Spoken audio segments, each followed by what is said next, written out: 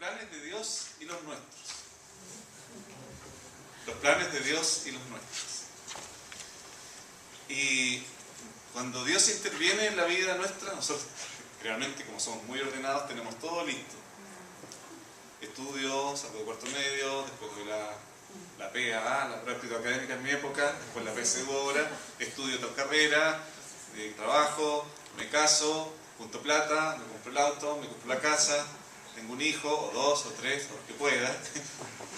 Trabajo, jubilo, ahorro para tener una buena jubilación y pasar una buena vejez y vivir hasta los, bueno, quisiéramos vivir muchos años.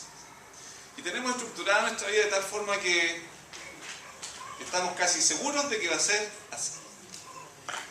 Pero de un momento a otro, Dios interviene, o la vida interviene, o nos llegan algunas dificultades, y todo lo que teníamos planificado se va a las pailas, como decimos en Chile. ¿Qué hacer en ese momento? Bueno, y he elegido el texto que ustedes leyeron, que leímos juntos también en esta mañana, donde a María se le da una noticia. Y quiero que pensemos un poco en los planes de María y cómo Dios interviene en su vida.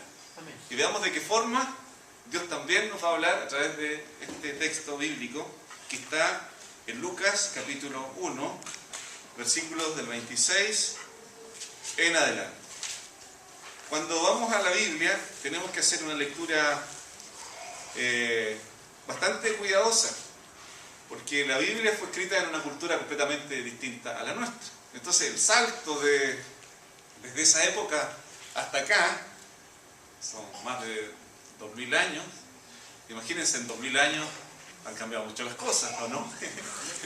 y de la cultura hebrea de donde viene, o la cultura griega también de donde viene, nos viene la Biblia, acá conocemos muy poco. Entonces, que no nos pase lo mismo que hacen los estudiantes cuando se les pide una tarea, que van a Google, a San Google, ¿verdad? Y copiar y pegar. Copy-paste, así se dice, ¿no? Copy-paste. Y de repente cuando vamos a la Biblia, hacemos lo mismo nosotros. Bueno, copiamos y pegamos. Siglo primero al 2012, copiamos allá, pegamos acá, leemos el texto y decimos, ven, así dice la Biblia. Sí, así dice la Biblia. Pero, ¿qué quiere decir? ¿Qué dijo en esa época? ¿Qué sentido tenía eso para los creyentes de esa época? Por eso que el ejercicio no es tan fácil, ¿verdad? El Espíritu Santo nos ayuda a traer esa Biblia, ese texto tan antiguo a nuestra realidad, pero a veces también nos equivocamos y podemos cometer algunos errores. Bueno, yo quisiera ayudarles, no digo que yo hoy día tenga la interpretación exacta, pero bueno, quiero pedir que me ayuden a interpretar algunos textos y ver de qué forma el Señor nos habla desde este texto tan antiguo al momento en que nosotros estamos viviendo. María, poco hablamos de María, ¿verdad? Pero la Biblia se refiere a ella. Miren, hay algunas frases o palabras que esta mujer dijo en algunos momentos. Tengo por lo menos 6 intervenciones de María en el Nuevo Testamento. La primera, ¿cómo podrá ser esto? Pues no conozco varón.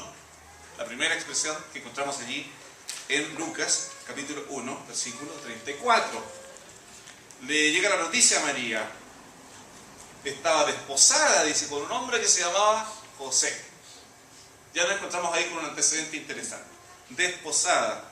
Podríamos decir, nosotros en nuestro idioma, estaba comprometida, estaba de novia. Pero en realidad era mucho más que eso. En la cultura hebrea, cuando un hombre con una mujer se comprometían, era como que si ya estuviesen prácticamente casados. El papá de la novia tenía que pagar una dote a la familia del novio. Entonces, imagínense, cuando en una familia tenían 3 hijas, como ustedes, si ustedes vivieron en esa época, les saldría súper caro que sus hijas se casaran. Imagínense las personas que tenían 7 hijos hombres y los 7 se casaban y tenían que pagarle la dote. 7 dotes a esa familia. Era una familia millonaria.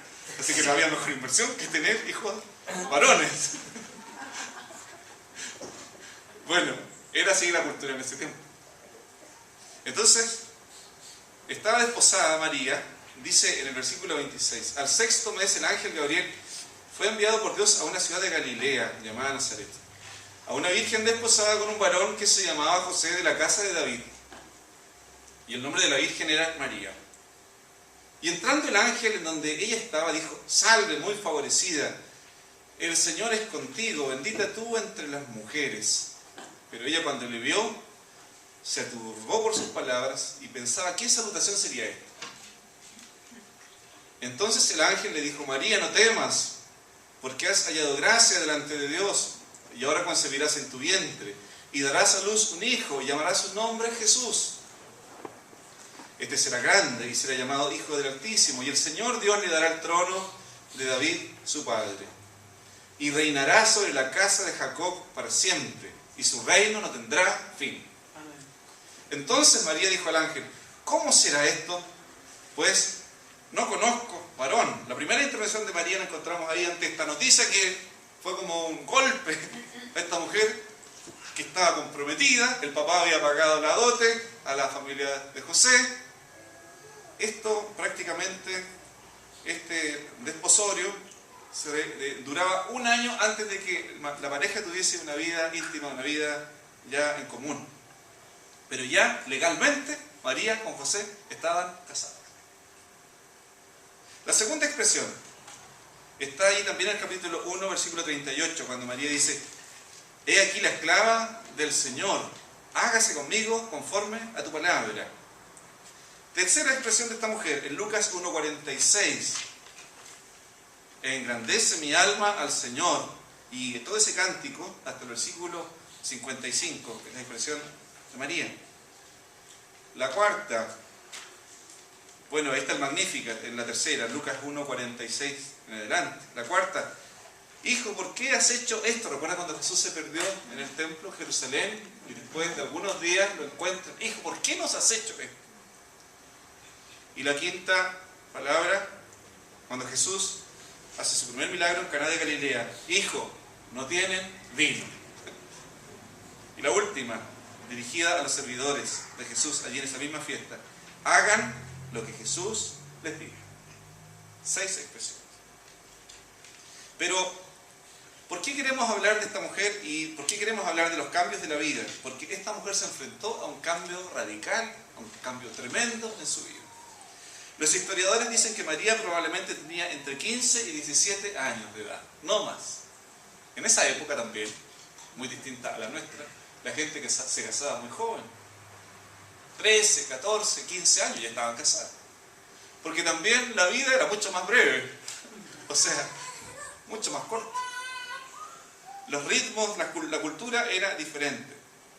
La mujer que no se casaba, era prácticamente, el no casarse en esa época era una maldición. Y aún más, no tener hijos en el matrimonio era un problema muy, muy complicado.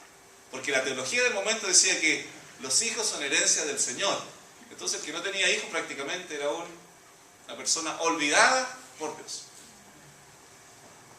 Y en esta cultura, en este contexto, María, que ya estaba desposada con este hombre José, que dicen los historiadores también que era muy mayor, bastante mayor, más que ella. Algunos dicen que era viudo, otros dicen que era ya un soltero mayor. Pero cuando se encuentra con esta realidad, ella está desposada, imagínense. Ustedes las mujeres ustedes las hermanas y los hombres también, cuando se casaron o se iban a casar. No hay nada más dramático, por así decirlo, y no he visto gente más nerviosa que frente a un matrimonio cuando están pronto a casarse. Que el peinado de la novia, que el traje del novio, que el auto no llega, que faltó, qué sé yo, la maquilladora, que el traje se descosió al lado, al costado, y que llegó la costurera a coserle el traje. La gente se pone muy nerviosa cuando se casa. Pero en esa época, imagínense, era un año ya antes de que vivieran en pareja, un año donde toda esa transición le decía a la mujer y al hombre que estaban comprometidos. ¿Qué sucedía si en ese momento, por ejemplo, y hablo más de la mujer en este caso porque vamos a hablar de este personaje, pero en esa época la cultura era muy distinta porque la mujer prácticamente era propiedad del marido, no como ahora. ¿no es cierto? No es como ahora, que las cosas son mucho más democráticas, hay una horizontalidad, y a veces se nos pasa la mano también porque pareciera que en algunos casos la mujer hoy día la lleva en muchas cosas de la vida. Pero bueno, así es nuestra cultura. Pero fíjense, ¿qué hubiese sucedido, o qué sucedía más bien dicho, si una mujer en ese periodo, cuando no tenía vida matrimonial todavía, le avisaba a su marido, a su prometido, ¿sabes? Estoy embarazada. Primero, legalmente era acusada y tenía que morir apedreada, prácticamente. Era un juicio público donde el hombre repudiaba a la mujer y decía, esta mujer me engañó, esta mujer, mientras estábamos comprometidos, se involucró con otro personaje, y así que esta mujer es culpable y yo le extiendo una carta de divorcio. Porque era el hombre que extendía la carta de divorcio, la mujer no tenía nada que hacer ahí. Y ante el juicio público, esta mujer era muerta, era lapidada, muerta a pedradas. La lapidación hoy día en algunos países de Oriente aún existe. Hay cristianos que están muriendo hoy día por el Evangelio de esta manera. Es una de las muertes más crueles. No es que les tiren las piedras de inmediato sobre la cabeza, eso sería, ojalá, una muerte rápida, pero la muerte de ese tipo comenzaba lanzando las piedras primero a los pies y de ahí hacia arriba. Cuando las piedras iban acá en el cuello, todavía la persona estaba consciente, hasta que el sufrimiento era tremendo. Pero la noticia que el ángel le da a María, María, vas a tener un hijo. Me imagino que por la cabeza de María se pasaron muchas cosas. Bueno, pero ¿cómo le voy a decir a José? ¿Cómo le voy a contar a José esta noticia? Miren, los planes de María. Estaba desposada con José, estaba comprometida. Este compromiso era tan indisoluble como el matrimonio y solo se podía romper por la muerte o por el divorcio. Si moría el novio o el prometido, la persona con la cual estaba comprometida, la mujer quedaba libre y ante la ley era una viuda, por lo tanto podía casarse después. En algunos casos se refería en la historia, en la cultura judía, encontramos a veces la extraña frase, una virgen que es viuda. Para nosotros sería algo ilógico. Una mujer que nunca se ha casado es viuda. Pero en la cultura hebrea existía eso. La mujer sí podía ser, no estar viviendo con su marido, pero si el hombre moría en ese proceso, era una viuda legalmente. María se encontraba en esta condición, siendo prometida de José. El compromiso estaba asumido, no había vuelta atrás. Pero quedar embarazada en ese periodo, en esa etapa, ¿qué dirían los vecinos? ¿Han pensado ustedes qué dijeron los vecinos de María? ¿Qué dijeron los vecinos de María? ¿Qué dijo la suegra de María? ¿Tendría suegra? No se sabe. ¿Qué dijo la familia de José? ¿Qué consejos le darían a José? Hay una expresión en el Evangelio que dice, José, como era justo, no quería decepcionarla, no quería ofenderla y quiso guardar esto en secreto. Los planes de María los tenía acá en su cabeza: casarme con José, tener una familia bien constituida, tener muchos hijos, vivir tranquila, sin mayor dificultad. Pero Dios interviene y le dice, María, vas a tener un hijo. En segundo lugar, detengámonos en la fe de esta mujer. Versículo 30. María, no temas, porque has hallado gracia delante de Dios. El hallar gracia delante de los ojos de Dios significa contar con el favor de Dios. Que Dios ha mirado la bajeza de alguien, que Dios ha mirado nuestra condición pecaminosa. Sin embargo, a pesar de nuestra condición, Él nos miró, nos amó y nos salvó. María era una mujer de fe, al igual como José. fieles creyentes judíos, hombres piadosos, una mujer piadosa. Por eso que el Señor, el ángel le dice, tú has hallado gracia delante de Dios. Y has hallado tanta gracia que Dios te va a meter en un tremendo lío. Eres tan favorecida, eres tan bendecida, Dios te ama tanto, María, que te vas a meter en un tremendo problema. Hay una teología, la teología de hoy día, del siglo XXI, es una teología demasiado exitista, una teología demasiado positiva, una teología demasiado facilista. Y el mensaje que a veces escuchamos es, ven a Jesucristo, Él te va a ayudar en todo, Jesucristo te va a dar una vida de Bilsipap, Jesús te va a sanar, Jesús te va a restaurar, Jesús te va a dar esto, te va a dar lo otro. Y es verdad, pero eso son la mitad del mensaje. Hay que contar también la otra versión. Dios te va a meter en problemas. Dios te va a meter en algún sistema donde tú vas a ser procesado y después va a haber un resultado distinto al que tú esperas.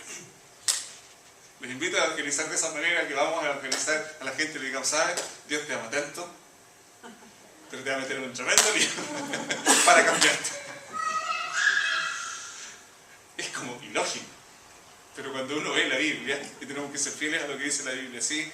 Dios me llama para ser bendecido, para restaurarme, para levantarme, pero en ese proceso, como bien decía nuestra hermana, van a haber hábitos en nuestra vida que tienen que ser cambiados, que tienen que ser transformados, y ese proceso es un proceso muchas veces doloroso y difícil. Porque yo quiero hacer con mi vida lo que yo quiero. Porque yo quiero hacer con mi vida lo que, según desde mi punto de vista, es lo correcto. Pero Dios, como conoce mi futuro, conoce todas las cosas, Dios me va a meter otros planes en mi camino. Y eso le pasó a María. Por eso que el Señor le dice, el ángel, María, no temas, has hallado tanta gracia delante del Señor, eres una mujer tan bendecida por Él, y Dios te ha escogido para que seas la hija, la madre del Salvador del mundo. Sigamos avanzando. A mí me han dicho que el sermón no debe durar más de 20 minutos, le puse la alarma en mi celular, ya estoy con 20 minutos, eso no. Vamos a tener que apurarnos. Me faltan 2 puntos nomás. La fe de María, los planes de María, la fe de María. Veamos la misión de esta mujer. Versículo 31. Concebirás en tu vientre y darás a luz un hijo y llamarás su nombre Jesús. Todos nosotros tenemos una misión en la vida. Y no pensemos solo en términos religiosos. No digamos que la única misión es ser pastor, ser misionero, es ser maestro de la escuela dominical, ser músico, ser predicador. Sí, son ministerios. Pero todos nosotros tenemos una misión en la vida. Como dice un autor cristiano, cada creyente tiene una misión en el mundo y un ministerio al interior de la iglesia. Todos. La misión es la que nos va indicando el camino a seguir, ¿verdad? ¿Para qué estoy vivo? En otras palabras, ¿cuál es mi rol en esta vida? Todas las cosas que nosotros vemos alrededor tienen una misión. Las butacas donde ustedes están sentados tienen una misión. No es ser mesa, es ser butaca cómoda para que nosotros estemos ahí cómodamente en el culto. Y bueno, yo digo demasiado cómoda porque a veces uno se tiende a quedar dormido, ¿no es cierto? Pero este micrófono tiene la misión de ayudarme a mí para que se escuche. Este celular tiene la misión de señalarme cuándo es el tiempo, cuando debo terminar el sermón, entre otras cosas. La misión de esta mujer era ser un instrumento en las manos de Dios para traer al Hijo de Dios al mundo. Aquí hay un misterio. Racionalmente no podemos explicar por qué Dios quiso venir en la persona de su Hijo y nacer de una mujer y vivir como los hombres. Hubiese sido pero dramático y hubiese sido pero muy muy llamativo que Dios hubiese enviado a su Hijo desde el cielo en una nube y llegara acá y aterrizara como un extraterrestre y toda la gente se diera cuenta que era el Hijo de Dios. ¿Se imaginan ustedes cómo hubiese sido distinto? Allá en Jerusalén, en Galilea, en Belén, si Dios hubiese enviado una nube y aquí viene mi Hijo. Hubiese sido un gran espectáculo. Pero a Dios se le ocurrió la genial idea de que naciera este Hijo suyo en el vientre de una mujer, naciera humildemente, viviera como nosotros, experimentara los dolores nuestros, experimentara el hambre y viviera también el reproche, viviera el egoísmo de los seres humanos. Dios lo quiso así. Y lo quiso así precisamente para identificarse con nosotros los seres humanos que somos pecadores. Concebirás en tu vientre y darás a luz un hijo, le dice el ángel a María. Esa será tu misión en la vida, María. Ser objeto del amor de Dios, de la gracia de Dios, y de ti nacerá el Redentor del mundo. Un predicador dijo: Jesucristo no vino para hacer la vida fácil, sino para hacer grandes a los hombres y a las mujeres. María hubiese sido una mamá común y corriente de la época, hubiese sido una mujer hacendosa, una buena mamá, una buena esposa del siglo I, y hubiese quedado allá como un ser anónimo. Sin embargo, Dios la metió en un tremendo lío, le dio una tremenda misión, y hasta el día de hoy mucha gente habla de esta mujer como un modelo, como un ejemplo a seguir. ¿Y qué hubiese pasado con nosotros si Dios no nos hubiese llamado? Si Dios no nos hubiese dado una misión, ¿dónde estaríamos? Sí, seríamos quizás buenas personas. Estaríamos haciendo cosas muy interesantes en la vida. Quizás estaríamos siendo muy felices. Pero usted y yo estamos haciendo algo por el reino de Dios, y en el reino de Dios aquí y ahora. Cuando recordamos hace muy poco tiempo que este colegio cumplió 1 año de vida, yo decía en la reflexión: ojalá las futuras generaciones se acuerden de nosotros y digan: aquí hubo un viejo, un rector, que ni me acuerdo cómo se llamaba, le decía yo al rector. Seguramente las próximas generaciones se van a acordar de este rector. Ojalá se acuerden. Ojalá se acuerden que hubo una maestra, un profesor, que hubo un capellán, qué sé yo. Y yo creo que sí. La historia, cuando se lea o se escriba la historia de esta iglesia aquí en Huechuraba, muchos se van a acordar y van a decir: hubo aquí una mujer, hubo aquí un hombre que tocaba la guitarra, hubo aquí un misionero que vino a tocar y vino a ayudarnos. ¿Se recuerdan de él? Porque Dios quiere hacer que nuestra vida tenga sentido, Dios quiere hacer que nuestra vida tenga propósito. Dios no viene únicamente para hacernos trabajar para Él, para ser esclavos de Él, sino para que nosotros, como hombres y mujeres pecadores que somos, podamos también asociarnos con Dios y hacer la tarea que Él quiere hacer en su mundo. La última cosa que quiero hablar de esta mujer: su disposición. Al final, cuando ya el ángel le da todo el mensaje y le dice que el Espíritu Santo vendrá sobre ella y la cubrirá con su sombra, e incluso le da el nombre del niño, Jesús, ella dice: he aquí la sierva del Señor, hágase conmigo conforme a tu palabra. Miren qué disposición. Hágase conmigo conforme a tu palabra. ¿Sabes, Señor?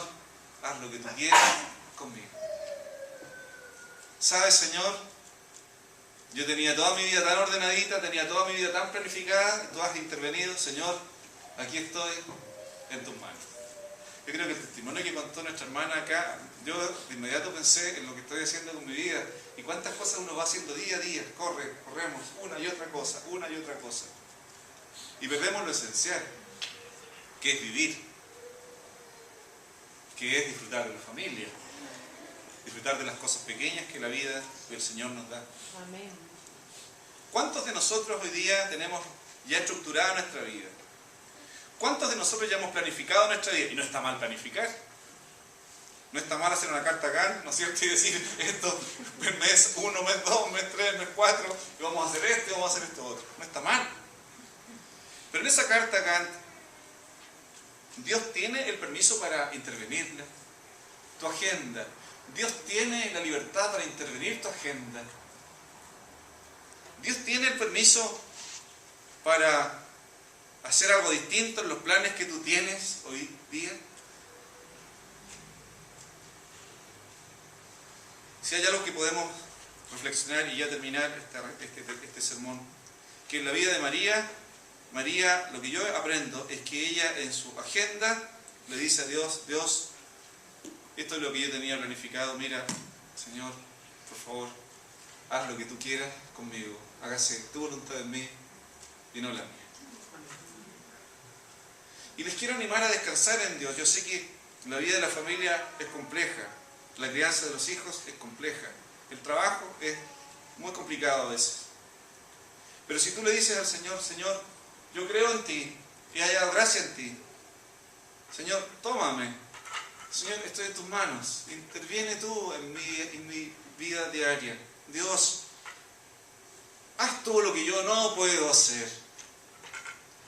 Tu vida se va a apaciguar, tu vida se va a relajar y vas a vivir día a día más tranquilo, más tranquilo. Que el Señor nos ayude para que en este domingo, en términos, de acuerdo a las celebraciones del cristianismo, es el segundo domingo de Adviento. Adviento significa, estamos a la espera del advenimiento, del nacimiento de Jesús. En este segundo domingo de Adviento, ¿por qué no le hacemos esta ofrenda al Señor?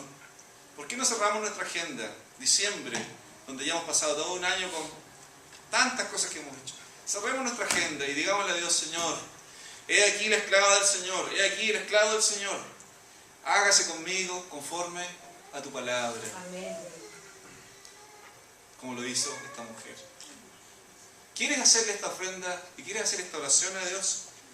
Te invito a que inclinemos nuestros rostros y le digamos a Dios, y le entreguemos a Dios todo lo que nosotros somos, todo lo que tenemos y todos nuestros planes. Señor, es verdad que todo lo que está en tu palabra es para nuestro bien. Gracias por tu palabra.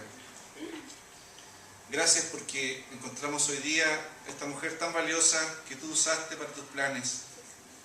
Gracias por la Madre de nuestro Salvador que pudo hacer tu voluntad. Gracias porque fue una mujer de fe. Gracias porque fue una mujer con una misión. Gracias porque fue una mujer con una disposición distinta también. Dios, nosotros no somos los santos de la Biblia. No somos los grandes personajes de la Biblia. Somos seres humanos que somos muy limitados, que somos pecadores. Yo me reconozco como pecador. Así es. Y nos reconocemos como hombres y mujeres tan necesitados de ti. Pero si en algo queremos responder a tu palabra en esta mañana, es decirte: Señor, aquí estamos nosotros. Hágase con nosotros conforme a tu palabra. Cúmplase tu voluntad en nosotros. A veces tú, Señor, nos pones cosas distintas en nuestro camino, nos pones metas distintas, cosas distintas por hacer. Ayúdanos a no dejar de lado los planes tuyos. En esta hora queremos decirte: toma nuestra agenda, toma nuestros planes, Señor, y que se cumpla tu voluntad en nosotros y no la nuestra. Así es. Queremos descansar en ti, Señor. Así es. Queremos encontrar reposo en ti, refugio en ti. Gracias por amarnos, gracias por escucharnos y gracias por este tiempo tan hermoso que nos toca vivir, donde esperamos una vez más, celebramos una vez más el nacimiento de tu Hijo, nuestro Redentor y nuestro Salvador. En su nombre oramos. Amén. Amén.